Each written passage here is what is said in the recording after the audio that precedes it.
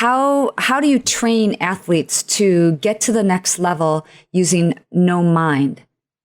Hey, you ask a wonderful question. It's something that's very close to my heart. Professional athletes are trained according to a particular tradition, and the philosophy of that tradition is that what makes a professional athlete great is technique. And if he falters for any reason, there is something that is in his technique that is preventing him from reaching the highest level. And I would dispute that. I think that once you get to a certain level of proficiency, it is no longer about technique. And that doesn't mean that technique cannot be honed and that there isn't room for improvement. There always is. But that isn't what is preventing one from reaching the highest heights. Because, and evidence of that is that you have in every sport people who are at the highest of heights and who very often do not demonstrate a perfect textbook technique. In fact, they're often very idiosyncratic. So the people who do things well, the people who I always say, the people who do things the greatest, or that which you do the greatest, are the things that you know not how you do. And in fact, if you were to explain to me exactly how you did a particular thing, I could almost bet that you wouldn't be a master at that thing because it would be a very intellectual process.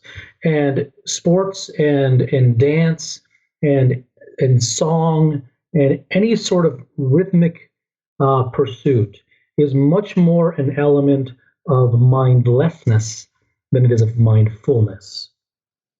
When you are so for years and years, I wanted to know what the zone was. And I have experienced the zone. Every athlete has experienced the zone. I grew up playing basketball and hockey. And I wanted to know fundamentally what it was. And I would buy books called The Zone and get into the zone and various books. And I would read the books, and the books would all say the same thing. They would say that time slows down. They would say that things become effortless. And it would take them 200 pages to say the same thing. And I became very frustrated by that because you haven't told me anything. I want to know, I understand that time slows down, and I know that things become easy. We already know that. Everyone knows that. I want to know what the zone is. And since, like all things, if no one gives you the answer, then you must find it for yourself. And so I spent many years trying to figure out what the zone actually was.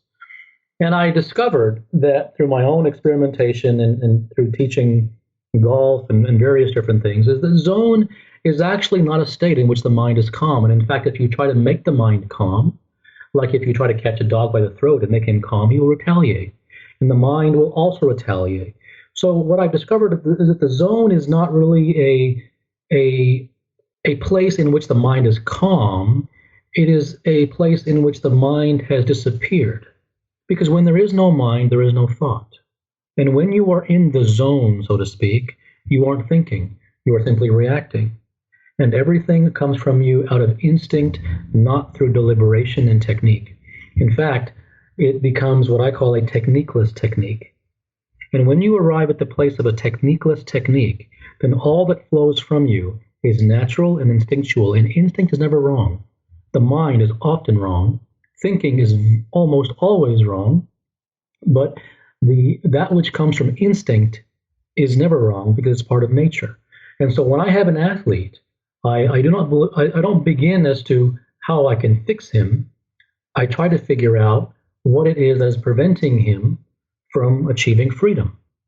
And it's almost always things having to do with technique, or I must do it in a particular way, or something is wrong in the physicality of my motion, or that I'm not thinking properly, and therefore I must think positively instead of negatively. And those are all cosmetics. They don't ever address the issue at heart. And so that's sort of the beginning stages of how I approach a professional athlete.